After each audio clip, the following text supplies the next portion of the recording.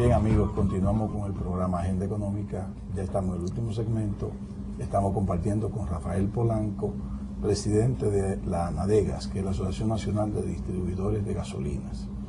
Y en detallistas de gasolina. Y el segmento anterior nos quedamos con Rafael haciéndole la pregunta, ¿es incompatible para las estaciones de ANADEGAS vender gas natural y vender combustible, vender gasolina y el costo? Y él nos está explicando en ese momento, cuando ya estamos finalizando. Es importante, cuando ustedes hicieron la confusión, dije Estación Nacional de Detallistas de Gasolina, y dijeron de combustible, realmente se llama de gasolina. Sí. Pero viendo el futuro y visionando, en la presidencia de Juan Ignacio Espaillat, hace 4 años se le cambió el nombre y se le puso de combustibles, precisamente porque la misma clave, uno de los conceptos básicos ha sido de que las estaciones de servicio deben convertir para vender cualquier tipo de combustible, porque estamos en un proceso de cambio de combustible, combustible fósil a combustibles gaseosos, a otros combustibles posteriormente. Es de combustible que se llama actualmente. Se va a quedar ANADEGAS como quiera. Exacto, es la marca, pero el nombre de combustible se cambió ese concepto. Entonces, decía que categoría 1 es lo que está contemplado en las resoluciones de industria y comercio, es la que es de gas solo, gas natural, pero debe tener una extensión superficial de 1050 metros cuadrados. La categoría 2 son las estaciones mixtas, tanto de combustible líquido como de gas natural, y debe tener 2500 metros cuadrados. Y el GLP son las estaciones, categoría 3 son las de estaciones de GLP y gas natural. O sea, que puede ser sola de gas natural o combinado con los combustibles gaseosos o combustibles líquidos. Entonces la distancia que debe existir entre una y otra es de 3000 metros, o sea 3 kilómetros. Entonces esas son las reglamentaciones básicas en ese sentido de metraje. Entonces técnicamente, como ocurre en otros países, Argentina, Chile, Colombia, Perú, que están más desarrollados en el tema de gas natural, y otros países del área del Caribe, entonces estamos hablando de que existe además a nivel mundial, existe en Pakistán, existe una gran cantidad de gas vehicular a nivel vehicular.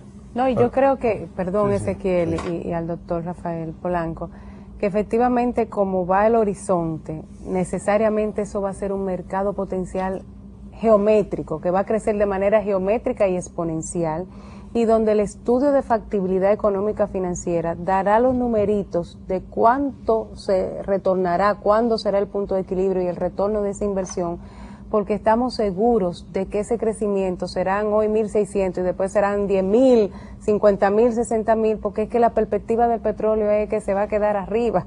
Entonces necesariamente los usuarios, el país, el gobierno, no podemos seguir gastando la millonada en dólares que estamos como país, como economía y como usuarios. Eso va a impulsar a que ustedes realmente como vendedores de estos combustibles pues den las facilidades para que se pueda ampliar ese mercado. Eso va a venir por una situación natural de obligación por la presión Pero ahora yo hago una observación. Tú nos dices que para dar permiso para la venta de gas natural necesita 3 kilómetros de una estación a otra de diferencia. Si no existe eso en las estaciones de ANADEGAS o en las estaciones de combustible, de gasolinas y gasoil, ¿cómo tendrán permiso todas? Mire, por eso nosotros hacemos la observación y se le hicimos al ministro, el hecho de que existe esa resolución, pero eso usted no puede delimitar lo que es el crecimiento del gas natural por el hecho de una resolución. Otra resolución porque técnicamente no hay ningún problema de que esté en base a lo que establece la ley 317-72 de que esté a 700 metros. Sí. Entonces, si usted coloca 3 kilómetros en un centro de restricción a lo que es el crecimiento, entonces son cosas que se irán arreglando por las diferentes situaciones que se presentarán en la práctica y que debemos hacérselas saber. Mira, la realidad se impone y si hay que derogar esa resolución y hacer otra, hay que hacer un decretazo. Un paso atrás para dar dos adelante. Dos adelante, o sea, es una realidad. Pero lo importante es que ustedes tienen la apertura como sector de estar realmente en disposición de poder explotar y desarrollar todo este nuevo mercado que va a surgir y que donde por amigos que tienen ya en uso vehicular, ya los, vamos a decir, los equipos de última generación presentan tanta seguridad que ya cierto temor que había en el sentido de que si era seguro o no seguro, pues cada vez ha ido perdiendo con todos los dispositivos de seguridad que un mismo amigo mío me explicó, me dijo, mira, para que esto falle la probabilidad casi de un accidente aéreo, porque toda esta parte, o sea, se da todo eso y es parte de la educación y la nueva cultura, porque la gente va a buscar de ver cómo se mejora cómo navega en esta situación. Dicen, en Argentina los vehículos están obligados de policía a tener gas natural, porque son los más taxis seguros. En Colombia también. Sí, porque son más seguros, porque el gas natural es menos pesado que el aire. Exacto. Entonces, evidentemente no es como el GLP. El GLP en República Dominicana es muy inseguro a nivel vehicular, Sí. porque no hay un reglamento que lo regule de manera efectiva y con seguridad. Además de que los tanques son normales, como si fuese uno de un No, Tanques aéreos que violan Sí. el mismo reglamento que Sí. está contenido en el reglamento 2119-72 también. Y ya estamos en los minutos finales, doctor Rafael. Ya para que quede en el ánimo del público, ¿cuáles serían los retos para su sector? ¿Cuáles en su agenda serían los puntos principales ya de cara al futuro con este entorno internacional y nacional prevaleciente? Oiga, nosotros tuvimos hoy en el Congreso también, Sí. en una vista pues pública. ustedes se están moviendo mucho. No, de por la mañana. Están con 3 pasos Y déjeme adelante. decirle, hoy es el día de mi cumpleaños, me he pasado de Ay, visita en visita. felicidades. Usted no deja de Somos pasar por eso. taurinos porque yo cumplí el jueves, o sea que Exacto. estamos. Y nos hemos pasado con Ana Degas desde el Congreso a las 10 de la mañana en la vista pública de la ley 112, que debe haber una revisión evidente, y pusimos nuestra posición pública ante el Congreso de una modificación de la ley para el tema de los impuestos y de otros temas para que los precios de los combustibles con relación se tomen como referencia a los que compramos. Y hay varios puntos, por asunto de tiempo no vamos a tomarlo. Pero di los principales. Sí, pero nosotros hablamos precisamente del artículo 2 de la ley 112, en el cual debe ser eliminado La 112 es la por de la hidrocarburos. indexación. Claro, la ley 112 es una ley tributaria de recaudación de impuestos a través de los combustibles, básicamente los combustibles líquidos, porque GLP no está grabado en la ley 112, solamente con el 16% de la reforma fiscal, la rectificación de la 495-06.